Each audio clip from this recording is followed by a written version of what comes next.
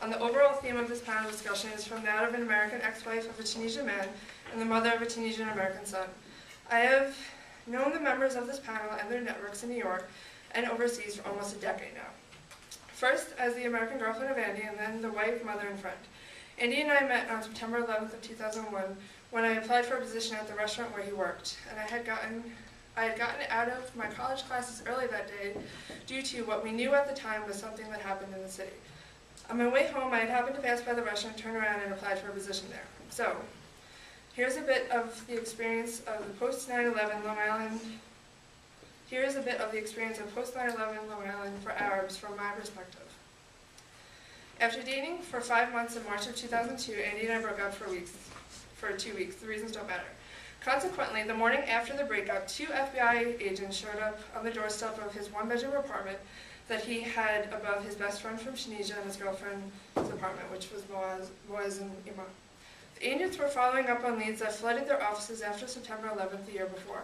Andy, who was given the nickname Andy because the first American boss could not pronounce his real name, Adnen, and his friend Yassine had not renewed their YMCA gym memberships in September of 2001. The names had been sent to the FBI by the staff there because of suspicious coincidence. Andy, in boxers, let them into his apartment and then they sat in his living room while he put clothes on. Who is that? They asked him when he came to the room, pointing to a picture of him and I. Oh, that's my girlfriend. We're having problems now. It was one of the worst days the FBI could have shown up to ask him about his thoughts on America. American women, one of the agents joked. Yeah, tell me about it, he joked back. The men politely asked some questions, and then they asked about the strange leather instruments next to the television. They asked about the poof, a small round chair. They asked about religion. And at some point, Andy's response to their questions was that his response to the events of 9/11 was that he felt that his religion, Islam, had been hijacked by the terrorists. This last piece of the conversation would be repeated over and over for the next few years, with family, with friends, with people who came into the restaurant, and with coworkers. It was, for some, the necessary right thing to be considered not one of them. The feeling of helplessness came up a lot in the years after 9/11. We spent a lot of time on security lines in front of the INS and then in waiting rooms, armed with documents and photo albums, notarized and translated papers, with stacks of papers that attempted to prove his existence and the evidence of the life that he claimed in the paperwork was indeed the life that he lived. He had been given a list of questions that they might ask us at any time. We might be separated into different rooms if they wanted to, if they did not believe what we were saying about our lives. We would be asked what color toothbrush the other had, what side of the bed did they sleep on, what was his mother's maiden name, what did he keep in his glove compartment, what CD did I have in my car that week. Andy was one of the lucky ones attached by marriage to an American, and even that was not a definite safety, many of his Arab friends did not fare so well. In the spring of 2002, the INS, now called the BCIS, mandated what they called special registration. They listed countries into different sections. On list 1 were countries like Saudi Arabia, Afghanistan, Iraq. On list 2 was Tunisia, amongst others, and the categories went on.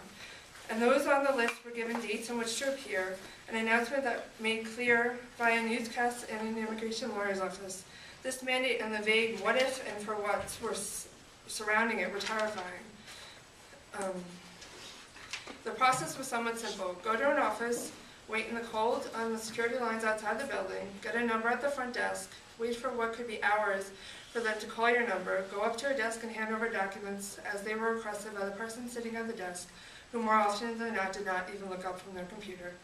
The weeks that we and our friends all went to the INS to register went slowly. There was a sense of possibility of not hearing from a friend ever again after they went in. There was a feeling from some that their bosses or coworkers would turn them in despite having committed no crime. The INS requested all who registered to hand in their foreign passports, which would be returned by U.S. mail.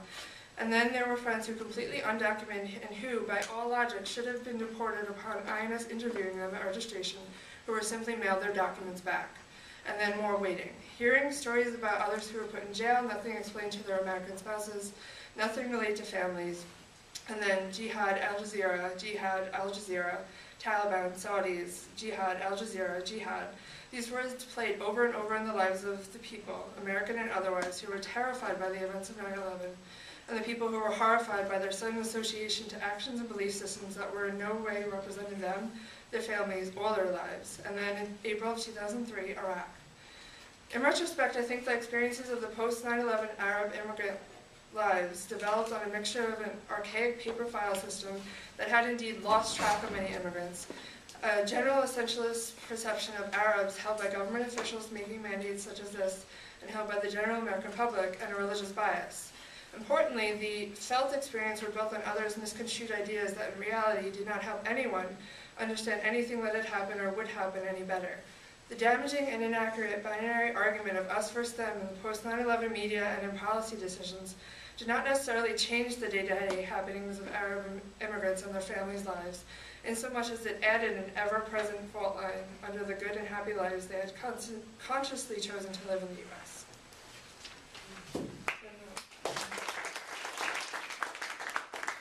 I'm sitting down. My turn, I guess. Hi, everyone. I prepared something last night. Please bear with me. I haven't even practiced, so I'm going to try to read what I came up with last night. Well, in 1998, I was still living in Tunisia. At the time, I was enrolled in my second year of French Literature and Civilization in college. That whole year went by without me seeing the inside of a classroom. I have lost faith in the potential of education after seeing many friends graduate only to embark on an endless, painful trip to joblessness. It did not take me too long to start looking for a new way out of what looked like a dismal future, basically. Then America popped into a conversation Andy and I had on the way from campus one day. For a while he had been flirting with the idea of immigrating to the States, and now it came time for him to finally take that big step, which he did within a month or two of that conversation. Myself, I spent that year waiting tables at the Pizza Hut, saved some money, packed my bags, and landed a year later in the downstairs apartment of the house where Andy lived. Well, my memories of Tunisia back then were not all bad, because in 1997 brought me the best thing that had ever happened to me. That is when I met the love of my life, Iman.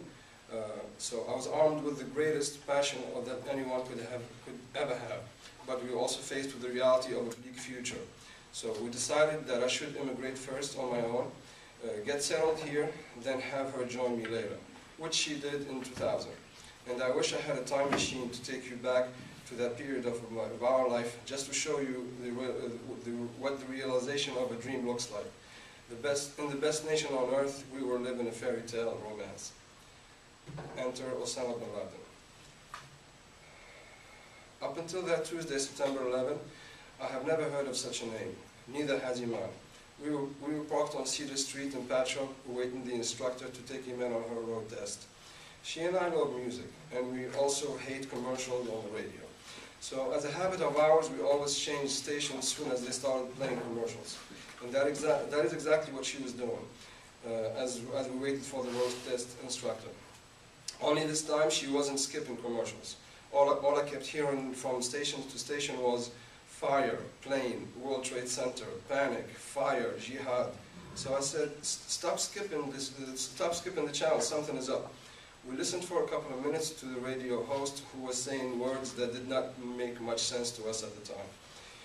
The plan for that day was to finish the road test, then hop on the train towards the city, where we usually like to spend our days off.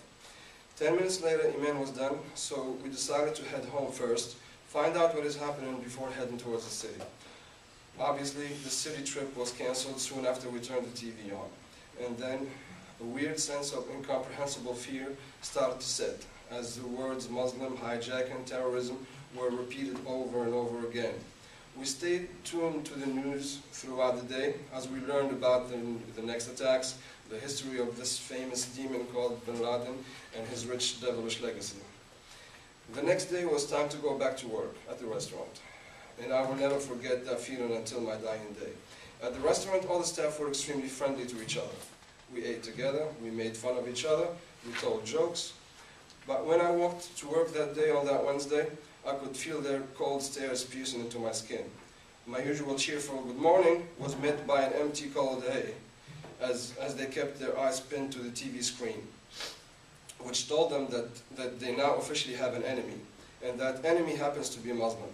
Such loose generalization made it okay to wage a war against a whole religion, rather than the small group of people that was responsible for such horrors. and somehow I was the embodiment of that enemy terribly painted by the media. But as painful as it may have been for me to endure such alienation following those events, I understood their pain, and I knew that the clouds would clear between us, which they eventually did. In 2002, the INS decided to conduct this so-called special registration. I'm not so sure what they meant by the adjective special, because it was anything but that for those of us who were held inside the Federal Plaza from 9 a.m. in the morning till around 8 p.m., which was the time I was able to leave, while others waited to be processed still. During the wait, we weren't allowed to leave the building, which meant nowhere to get food. It was terrifying because you had to turn in your passport and wait for the interviewer who would decide your fate. You're either sent to be deported, sent to jail and wait for a court date, be allowed to go home without your passport, or be one of the very lucky few, like I was, and be allowed to go home with passport in hand, a luxury that the very smallest minority was able to enjoy. The following years were very interesting in the sense that they taught me to overlook people's ignorance and misjudgment. Being a waiter, I interact with different people on a daily basis. And of course, no one could miss the fact that I speak with an accent. So the natural question that follows our little chit-chat is, what kind of accent is that? Where are you from? That's an Arabic accent. I am from Tunisia, usually is my reply. Realizing that I am Muslim, suddenly they are not as emphatic as they were a second ago. And you can feel the drop in their pitch as they utter, oh, that's interesting. And that's when I usually leave the table with a big fake grin on my face, disguising my deep hurt that only recurred daily. But to be just, those encounters happened more back then than they do nowadays. Since it is established that 1997 was my favorite year, I would have to say that 2011 follows as a very close second favorite. Last year, Tunisia was finally free from the grip of dictatorship, a triumph that I thought we would never achieve during my lifetime, if ever. It was a Friday morning when my dad called me at work screaming, he ran away, congratulations, he ran away. Speaking of the fallen president, as I finished preparing the coffee I was about to serve, I started shaking because in all of my life I have never heard my dad speak so openly and in such joyous, assertive and emphatic tone about Tunisia's politics. In fact, he always avoided such conversations because he feared the phone were being tapped. I finally was able to hear joy in my father's voice, which gave me tears that I couldn't help but take with me to the table along with the coffee I was about to serve.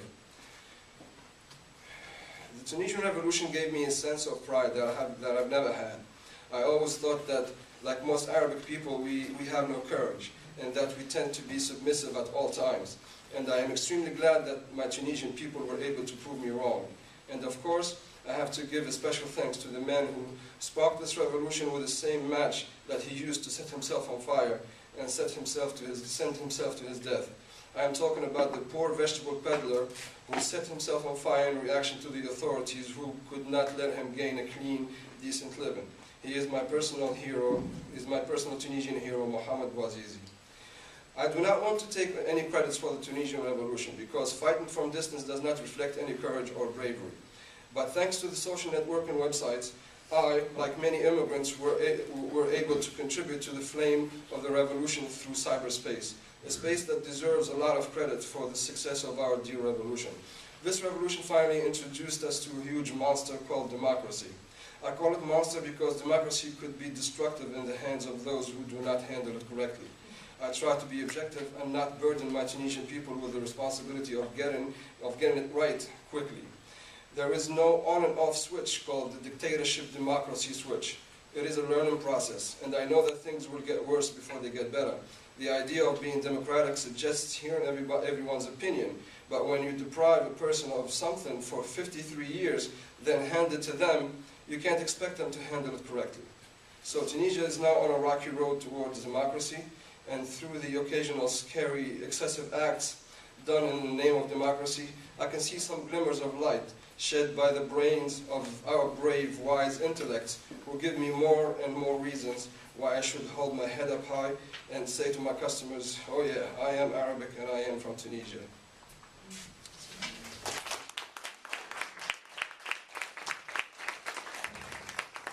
We'll be asking the panelists a lot of some questions, and then at the end we'll give you. Maybe did you want to say something?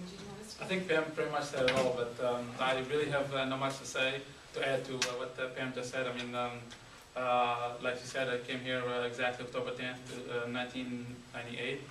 I came to New York. It's a great experience because you get $900 and you get, you don't know anybody, and you have to get a job. That's the first thing. So get a job, get a job, get a place to live, and do not come back because you have to succeed. I mean, I had no choice to go back because that was my choice. And at the end, here I am. So I just put it actually quickly in perspective. So I'm not sure if a lot of our peers are actually familiar with the Tunisian Revolution. Do either of you know anybody who was involved in the Tunisian Revolution in any way? Directly involved. I don't know anyone personally directly involved in the revolution. But being in Tunisia alone, you're involved, directly involved, because you're involved before the revolution and you're involved during the revolution and after the revolution, because when you live during that time, it's dictatorship, but when I say dictatorship, I don't mean dictatorship like Saddam dictatorship, like people get their head cut off and stuff like that, but it's actually dictatorship that it's oppression. Oppression, you can't really, you don't feel the freedom, I mean, when you, all over you go, any place you go to, you can see the presence of the president all over the place. I mean, his picture is mandatory in every shop, his presence is always there. We call them the political police. Political police. It's actually they're part of the police, but their job is actually to watch for what people say and what people do, and they report it. And of course, then when they get this person in jail. So people who live there, they live there day in day out for 23 years. Then comes the revolution, so changed everything. I mean. To be honest with you, like Moez said before, we didn't expect it to happen, period. And to happen this quick, it was actually kind of like a dream come true. And Moez, I know you spoke briefly about it. Is there anything you wanted to add about you said that you had sort of indirect involvement with it? Well, I don't know anyone really directly who was involved, but I know that people here in America, in France, in Germany, in Canada, I think they were all somehow involved. Thanks to Facebook and Twitter, you know, when somebody posts some sort of a post on Facebook, you instantly see it in Canada and in America, and you are able to instantly reply to it. And especially I want to point out to a certain period of time, right after Mohammed Bouazizi burned himself, and people started to, things started to churn up. That's when people had gained some sort of a courage to start saying stuff. Because before that, everybody was afraid of phones being tapped, of Facebook accounts being hacked, everything being watched. But right after that, right after people start to move around in the country, everybody somehow felt involved. So we really didn't have to be in Tunisia to be involved. You could be indirectly involved from anywhere in the world, basically because of instantaneous communication via Facebook. And you actually started speaking about sort of how it affected you personally. Could you tell us a little bit more about that? You mean the Tunisian Revolution? Yes. Tunisian Revolution, yes. Well, I always had the feeling that.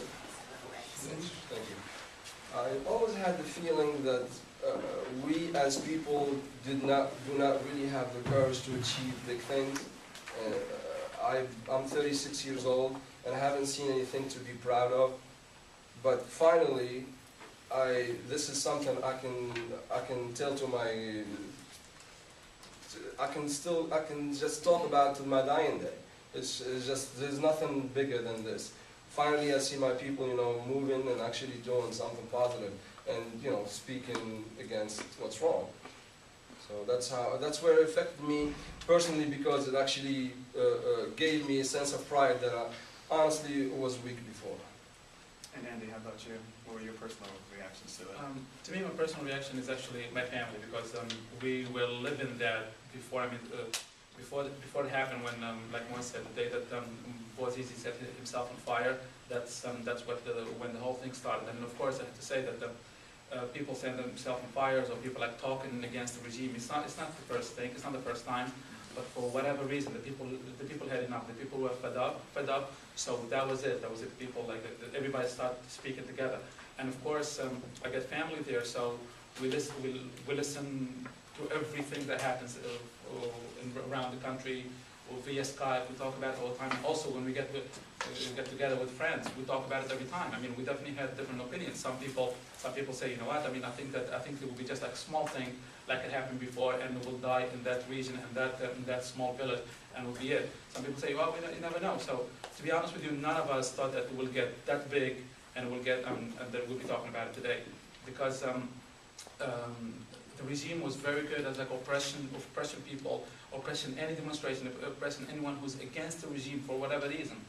So there was nothing. And also, there's a big thing here that I think that's what makes it actually a big thing and make it almost like a miracle.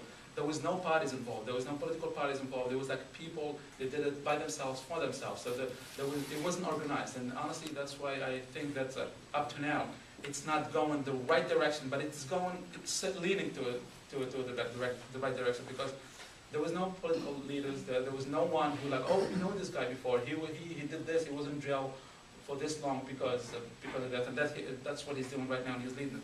No, it was the people themselves who stood up and they said, okay, you know, we taken our own fate in our hands, and that's what we're doing. So we were involved about it here, talking about it every single day. I mean, I have to take you back a little bit to that period, like pretty much that month before January 14th. It was a couple of events that were going on in the country. Like it was a big thing in this small village, and big thing in this small village. And via Facebook, we were listening to that. We were listening and watching what's going on. Of course, you're not going to see it anywhere else but on Facebook, because right now, I mean, you can put any video and put it on Facebook, and it's all over the place. So I think that's what made this special. I can't even say like special victim guy. Like it wasn't just like okay, the guy died, he killed himself, and it's over. No, this one was bigger than that, because everybody saw themselves like it could be me. I mean, what's next? And that's why we lived it here personally. And personally, I go home every summer, and I can see it. I mean, some subject you'll be talking about it, and sitting with your friends, and you sit in a coffee shop, and you bring something, and they tell you, no, don't say it like that, or they start whispering, or no, let's not get to this. And behind closed doors, everybody has something to say. Everybody has something to say. So there was something boiling inside, and that was it. That's what happened. And sort of juxtaposed next to that, Moez, you actually started speaking about it earlier, some of your personal reactions to the perception of Arab Americans post 9/11. Can you talk to us a little bit more about that? As I said, being away, you meet different people every day, and you can see the switch. People just, changed. Even regular customers. Yesterday or a couple of days ago, they were extremely nice to you, and then on Wednesday when I went back to work, it's like there's something not clicking. They holding some sort of a grudge against you, which I understand their pain, but at the same time I really don't understand it, because I personally didn't do anything and I should not be blamed for it. But I will, I just let it go, because I can't do nothing about it. The person is upset, and they are entitled to. But when it keeps repeating over and over again over a period of years and years, and you get that from either from your customers or from the staff you work with, or from people you go to school. So let's say you go to school and you meet new students, and they give you that same reaction, that implicit reaction. Nobody really directly tells you, hey, you're a terrorist, you're a bad guy. But if they said that, it would have been much better, because they sort of say it indirectly. So they sort of avoid you and sort of implicitly communicate with you that you're part of the bad guys, which is not right. And but as I said, throughout those years you learn to look beyond that, because they're wrong, and that they're just grieving, and that they somehow right. They're not totally right, somehow right. So you just let it go. As simple as that. Andy, how about you? To me, you have no idea how many times I've been called Taliban and terrorists. Actually, and stuff. sorry, that's my nickname actually to this day in my restaurant. But it's as a joke, not. They jokingly they call me that. Sorry, Right, guys. so it's, I mean, you get that, honestly, you get that a lot. You get that a lot. It doesn't really matter, but because, I mean, you can't really judge people by their ignorance. I mean, that's what they want to believe in, so good luck, that's fine. But you get it all the time. Definitely get it all the time. You get it all the time. Just the fact that they hear that you're Muslim alone, I mean, just kind of like, you can see the look changes right away, the look changes. I feel like it's part of our life. I mean, to me, I don't care about myself because I kind of get used to it. I'm prepared to it. I think I know the stuff. But I always say it. I say, okay, so we have a son, and he's 6 years old, and he's raised Muslim. I don't practice and all that stuff. So some Muslims would say I'm not Muslim, which is fine with me too. So I'm thinking about my son. So now my son goes to school, and let's say they ask him in school, like all kids, so what's your religion? If he says he's Muslim, how are people going to look at him?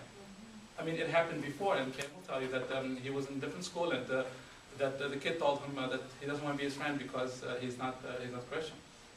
He's 6, but I'm not sure whether like that 6-year-old is talking to the 6-year-old, or like the parents talking to the friend. So it's you know what I mean? It's different.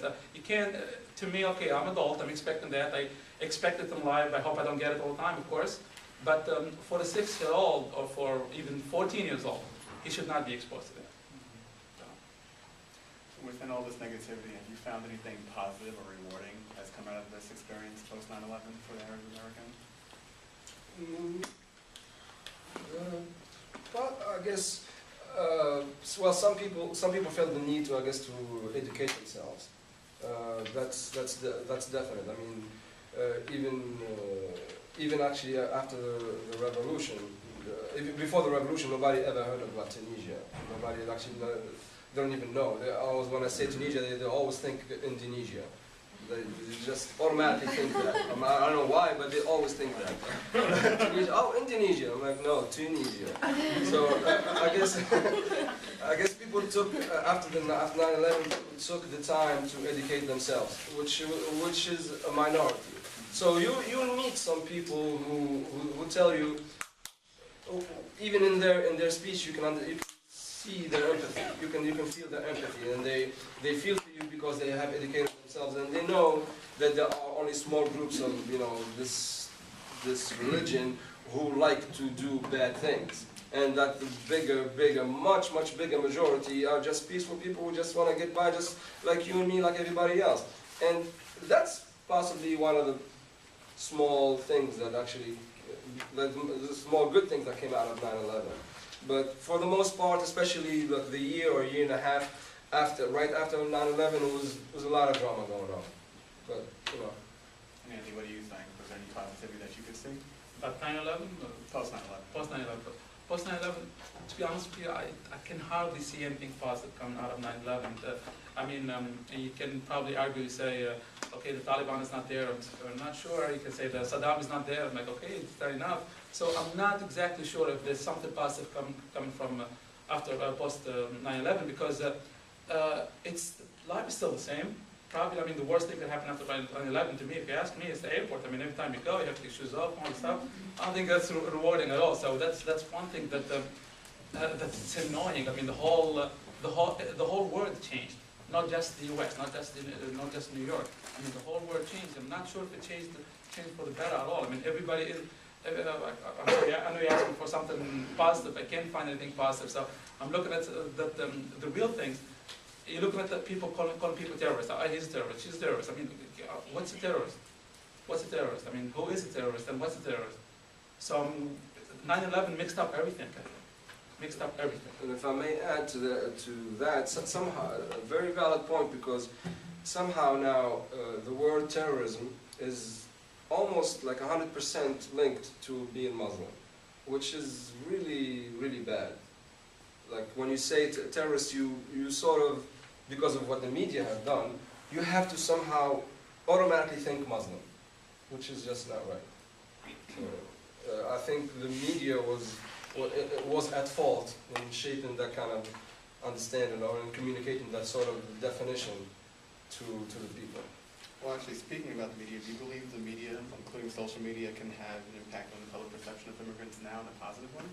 In a positive way, definitely. If they want to shape it that way. I mean, you can communicate the same exact message negatively or positively just by the way you put your words together. You can tell me that I hate that chair, it has blue and gray, whatever colors, or you can tell me I love that chair, it has blue and gray. It's the same topic, but just the way you put things, when you emphasize on the negativities on certain things, that's what you tell the public to feel and to think. But when you incite them, because it's sad to say, but a lot of people wait to be instructed on how to think and how to feel, and that's the power of the media. Media is very powerful that way. They will shape the way you think. And if it's not done correctly, and if it's a biased media, you'll end up with a bad product, which is public with a biased opinion. And Andy, what about your perception? Absolutely, I think that the media has a great role that it can play in shaping people's shaping people's ideas about immigration. Because let's say, I'm using an example right now, we're in the middle of the presidential election. Let's say the media, for example, that try to portray immigrants as they're not here to steal American jobs, they're not here to commit crimes, and so you get some people who are criminal, that could be where else in the world. You get people who are hard workers. You get people who really here to make a living. So portray them the right way, then let people decide. Don't decide for people. That's what I think the media should do. The media should be neutral. Should not be. I mean, if you want to watch right-wing ideas, I watch this channel. If I want to watch left-wing ideas, I watch this channel. That's where it is actually right now, which should not be true. I mean, even social media themselves.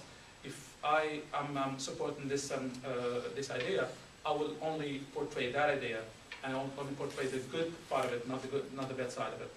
So you really, I don't want anyone to think for me. You have to let people think for themselves. That's what I think the role of the media should be. And I know Moez was actually speaking about it a little bit earlier, but Andy, sort of, what's your feelings towards your home country now? Oh, that's home. That's home. I mean, to me, that's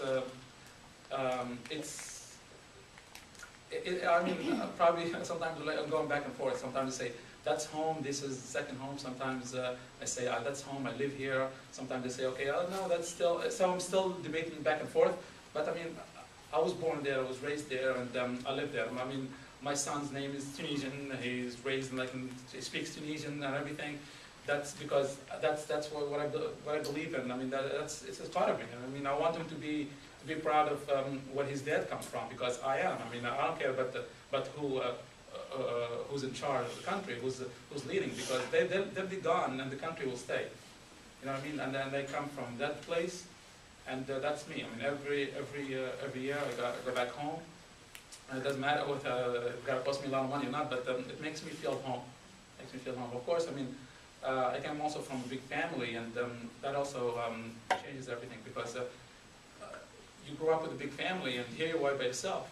You always miss that. So I always try to go back to that, and I feel more home when I'm there. Of course, when I'm there, of course, I miss the States here, so I'm back and forth.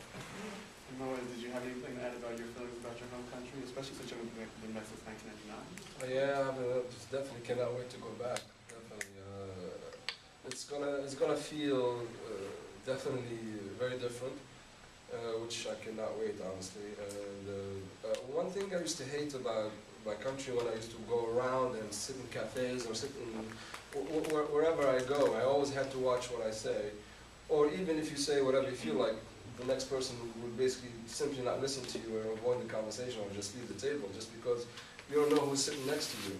You don't know who's just trying to, listen in and possibly turn you in. You can't even have a decent conversation over the phone because you don't know who's on the other line. So hopefully, I mean, this, as I said earlier, it's still definitely on a rocky road. There's nothing clear for now. They're building the country right now, politically and socially and everything. It's chaotic for now, not chaotic bad, as in it's going to crumble, but it's chaotic. It's nothing. It's really not taking a clear direction. But eventually you will. In a year and a half, everything will do well. And definitely, I cannot wait to go home, just to visit. And before I turn the questions over to my classmates, I just sort of want to ask you about the Tunisian-American sort of perception of mental health services, or is it more comfortable to turn inward and sort of help sort of solve your own problems within your community? Or even getting support? Sure. I have to say that knowing some people who been involved actually in some mental problems and all that stuff, I think it's getting better. It's getting better, much better, because before, I mean, and I hope I'm not mistaken, what do you mean by mental? Some people, like, it depends, like some people have like some mental problem.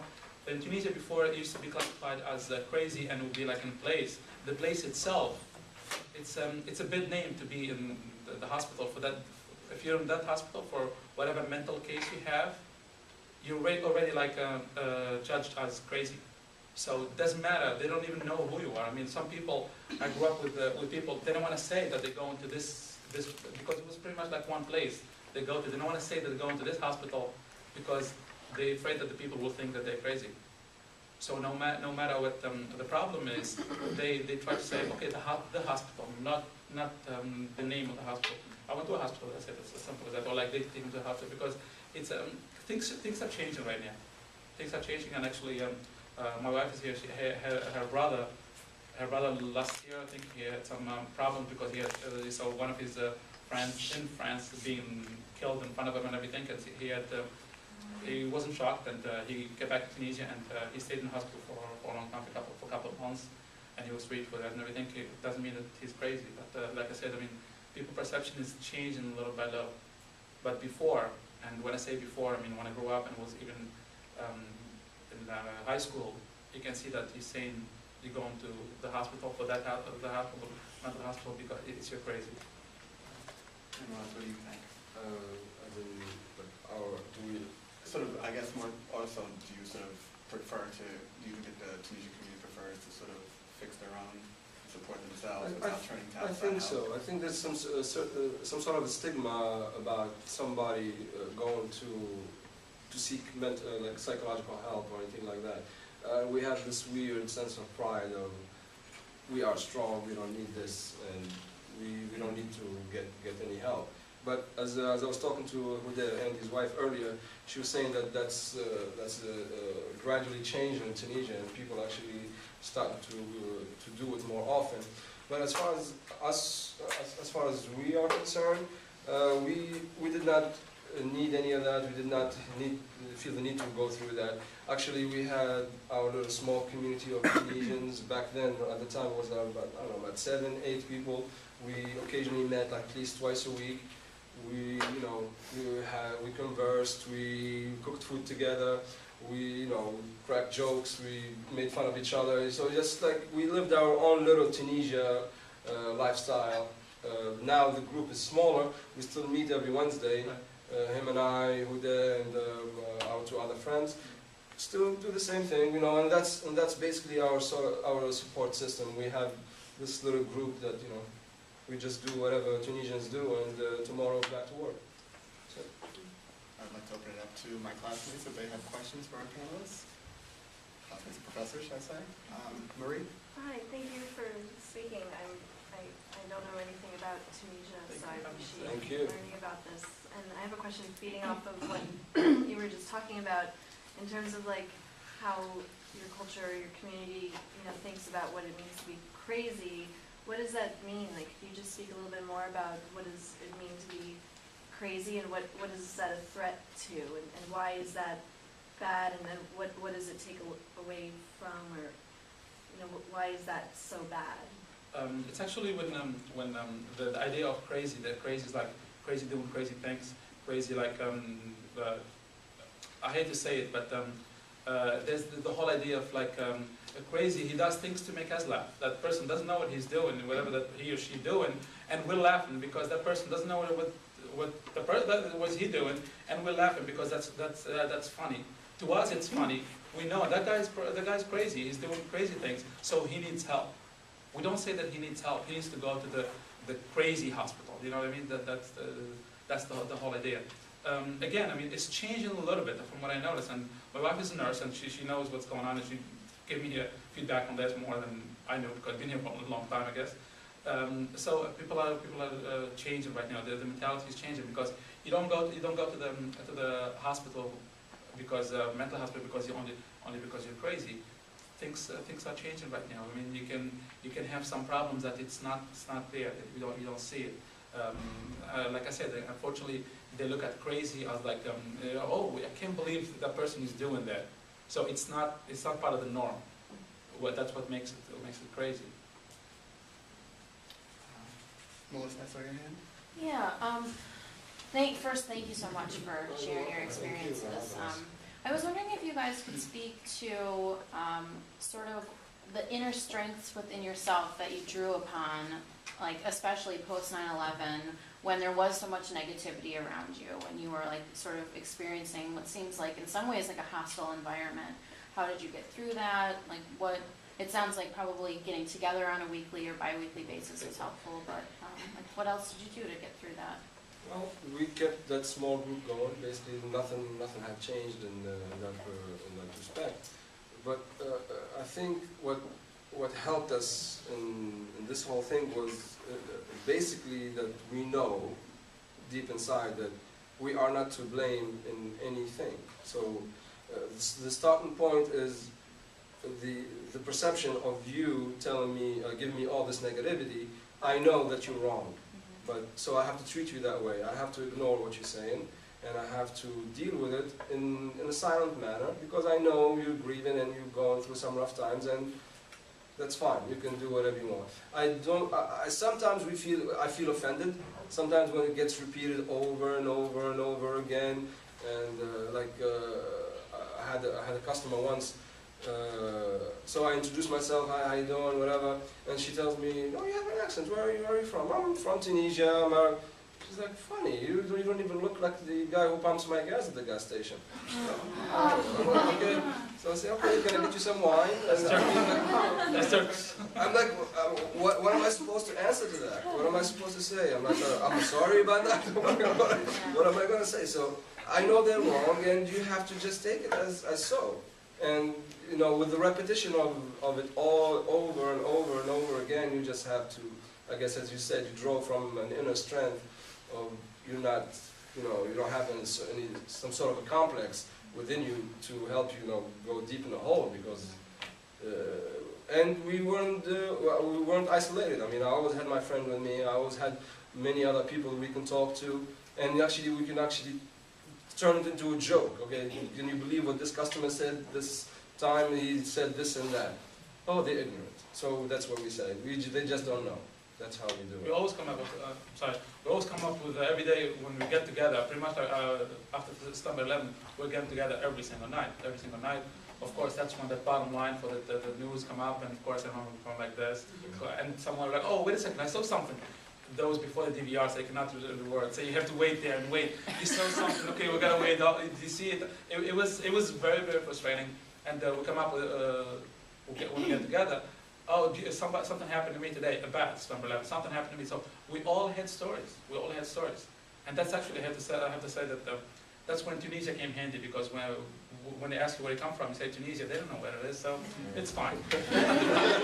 So, at the worst case scenario, you say Africa, and you're safe. And that's when the conversation changes to like, really? Why not black?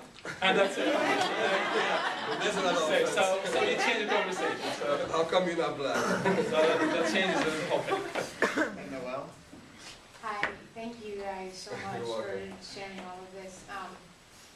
I was just curious because you guys grew up in such an oppressive place that basically, from what you're saying, it sounds like you were kind of afraid to speak your mind or speak freely about anything except for maybe in the comfort of your own home. And then you come here, and then 9/11 happens, and now again, there's almost that same fear because everybody's again listening to you and watching you, and the government's after you and all of that. And so I'm just curious now that things are sort of settling down, but not so much, but kind of. Do you still carry around that fear on a constant basis of kind of being worried about, is somebody going to come knock on my door? Is somebody listening to... Honestly, not really. I mean, I understand the validity of your question, but honestly, I don't have that fear whatsoever, because I think it has to come from deep inside that I don't care what part of people I belong to. I just know what I am and I know what I do and I know what I didn't do. So even if somebody comes in, they're just gonna end up looking like they end up being wrong, because I know what I do, and unless of course I'm just being held with, you know, just because I'm Muslim, then there's an issue. But I honestly don't have that kind of fear about. I would say fear, but I say that every time you're doing something, let's say, that has to get the government involved, I'm like, okay, what's going to happen? As an example, I need to be naturalized as an American citizen, and the process takes usually like 3 months, 4 months, something like this. I've been waiting for 3.5 years. 3.5 years. And every time I go there, oh yeah, we'll call you. So I'm thinking, okay, I could be wrong. I'm like, why me? Why me? So you know, you cannot really take that idea off your mind. I'm like, why it didn't happen yet? Why it's something that should take no time at all. I was there last week. I'm like, what's going on? Oh yeah, we'll call you. We'll process it. I went to my senator. I did everything possible. Do I really need to be naturalized? Maybe not, but it's something that you tell me it takes 2 or 3 months, and of course it took $1,000 right away. But okay, no, it's your part. The ball is on your side. You got to do your work. So I can't tell them you got to do your work, because otherwise it will take you another 10 years. But that's what it is. Also, just on that thing, like when I think about it, and I look back at family pictures, or I see their pictures on Facebook, and think of when they're in Tunisia, that like it's a family life. Like the kids are smiling, they go to the beach, they cook together. It's not like the police state. It's just the experience as an adult being able to talk freely. One of the things that I thought was last summer when they were going to Tunisia, and like my son going to a place that my parents were freaking out, like what are the security issues and all that kind of stuff. Like this is my son's history. He needs to be part of that. He needs to be part of the family in that. And if there are other safety concerns, I'm sure they'll take care of it. But it is that kind of, it's just family life. And then there's all this political stuff. So it's a, it's pretty much, I mean, what Pam said is right. I mean, leave politics alone and live your life. I mean, you get clubs that open till 7 a.m. You get places all over the place. You go to the beach, you have fun, all the stuff. But do not touch the politics. I mean, the guy's been there for 23 years. It's not your business. As simple as it. I mean, I always joke about it, and we say it all the time. I say, if it wasn't for the winter, there wouldn't be no revolution in Tunisia, because in the winter it's a little cold, people are at home, there's no soccer going on, there's no beach, everything, people are bored, so what are they going to do? Wait a second, this guy's been here for 23 years. That's exactly right. There's no way. I mean, it's not a coincidence that it happened in the winter. Trust me, it's not a coincidence. It took them 23 winters. Yes. It took them actually 53 winters. That was a cold winter. First of all, thank you so much for speaking, and I just feel so awed by your capacity for tolerance of all the ignorance that you encounter, because I can't imagine being that patient and understanding. I was curious because you mentioned how you felt stigmatized after 9/11 for your religion, and that you felt like there was like a stain on the Muslim faith because of the actions of the terrorists and how it's associated with terrorism. And I was wondering, I was just curious what your perception is, and maybe other people that you speak to, vis-a-vis people who commit these acts of terrorism. And do you feel that at least the community that you associate with perceives them as acting, as their acts being even associated with religion at all, or just their own agenda that they somehow fit into, however they want to label it? Or I'm just curious how people perceive that. You mean people, the people who are reacting, or people who are seeing these reactions? Oh, back home. I mean, people like yourselves who are Muslim and who feel, wrongfully associated with people who are doing terrible things. Do you feel like that has nothing to even do with the religion, and that's like a misassociation? That I think is the whole idea is that we have to understand that that Bin Laden, he recruited a huge number of people, based on what? Based on a completely changing the ideology. Tell them that promising them things that don't exist. Telling them things that they will react to. they will react to. So he made them feel like they're going to fight against a big enemy, and that's the only way to fight. So he was able to recruit from these people because that idea that he put in there was ready. He didn't just go in and he point, like, okay, you. No, he had people coming and following him. So there's always, I mean, to me, honestly, I didn't see people that I know who saying, oh, you know, these people, they should be praised and everything. But I know it exists. I know some people think that, yeah, they actually, they had no other choice. I mean, America is an evil country and they deserve it. It does exist. People I know at all say this? No.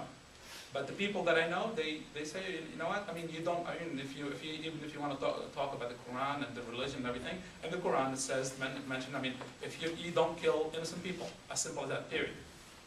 So, did Bin Laden do that to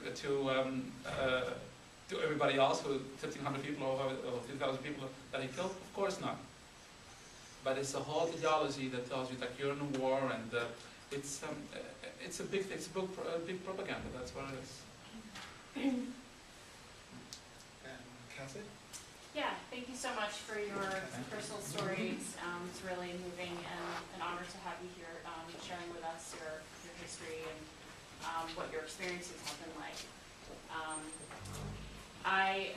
I'm curious, since we're all training to become psychologists, I was curious about what your perceptions are of how we can be more culturally sensitive and knowledgeable when working with Muslim American families.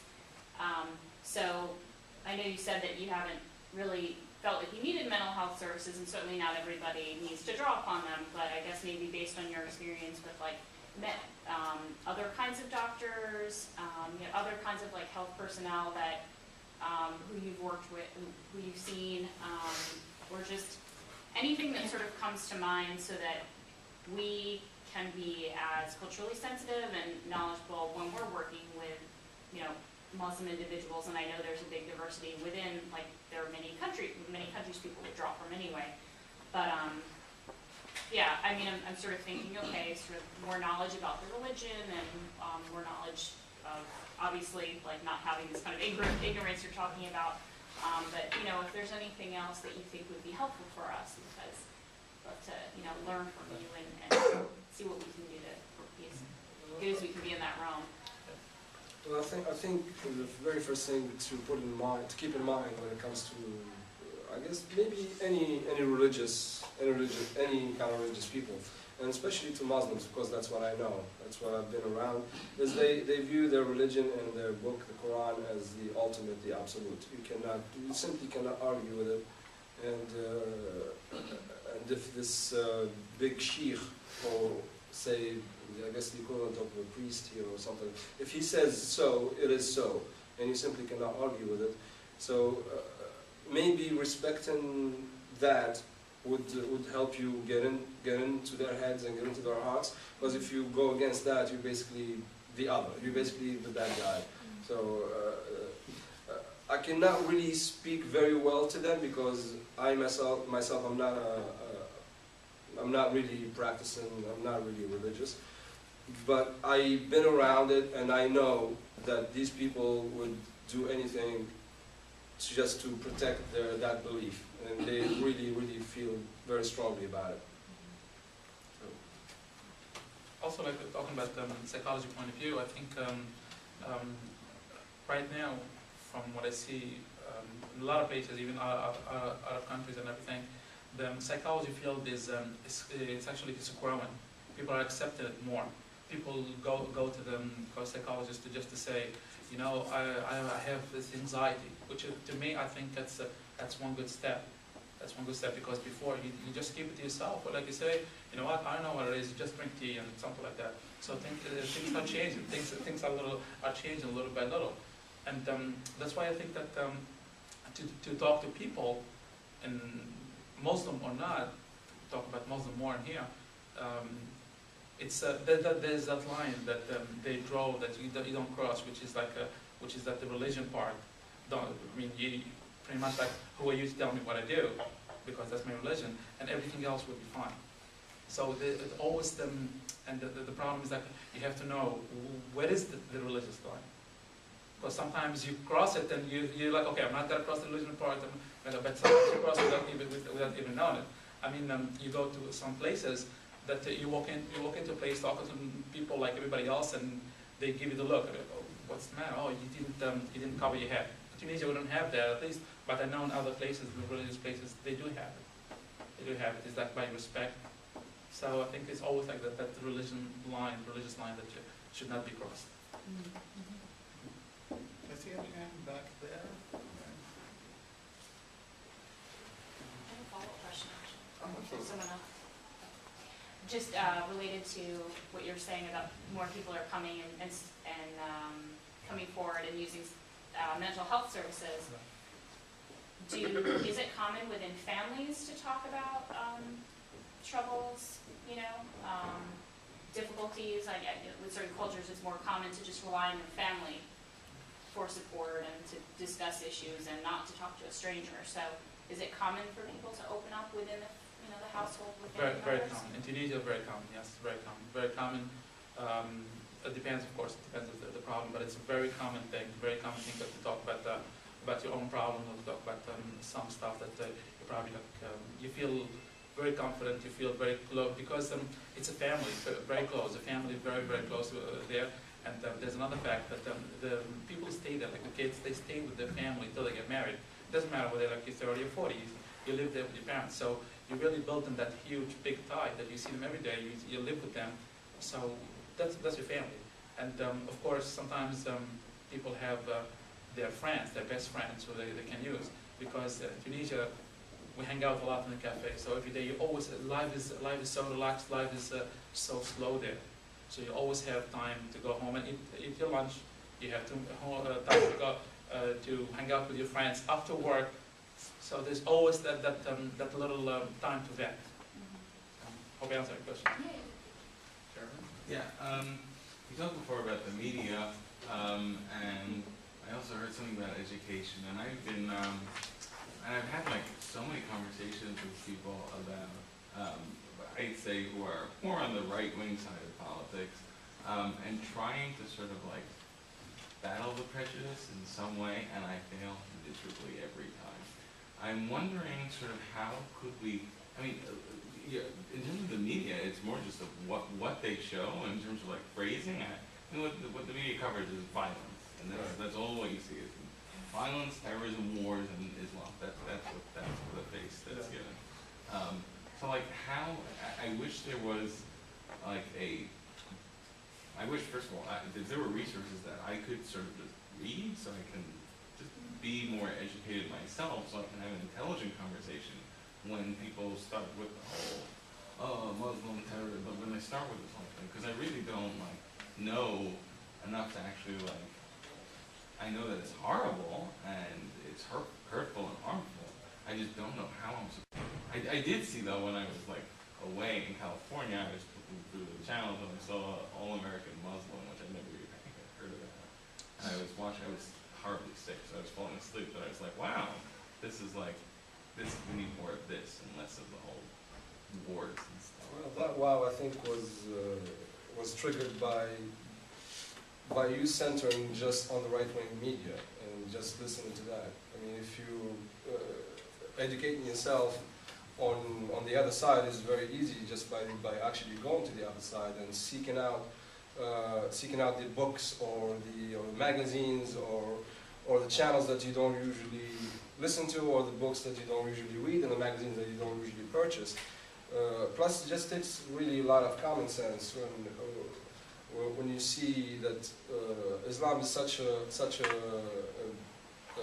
a big religion with millions and millions and millions and millions of people practicing it all over the world. And if you simply and naively, connect Islam to terrorism, all you're really saying is basically third or more than third of the world are terrorists, and which really doesn't really add up all that well. So there must be something that whatever media or books that you're reading or media that you're listening to is definitely not saying right.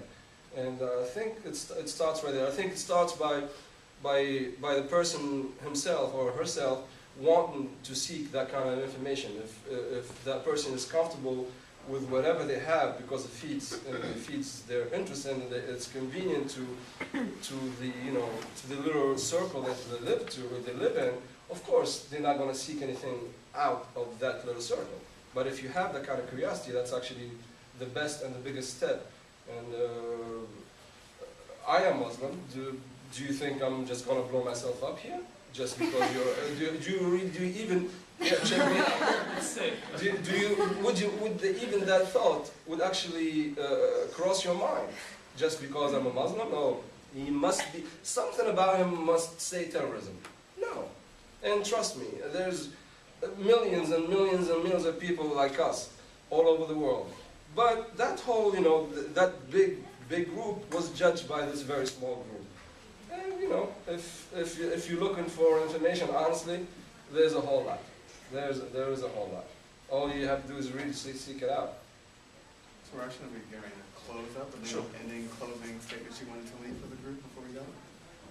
Honestly, myself, I was really touched, and I was really looking forward to this. As soon as Pam had invited me a couple of months ago, I was out of school. I finished school about last December, so I wasn't doing much, just working, and I had a lot of free time. So I was really looking forward to doing this, especially after what happened in Tunisia with the revolution. So honestly, this is definitely an honor for me. And I really thank you for having me. I just want to say also thank you so much for having us. It's been a great chance at least to put a little spotlight in the corner of the world that nobody knows about a little bit. It's North Africa, just in case you wonder. Thank you for having us, and anytime you have any questions, please let us know. Thank you so much.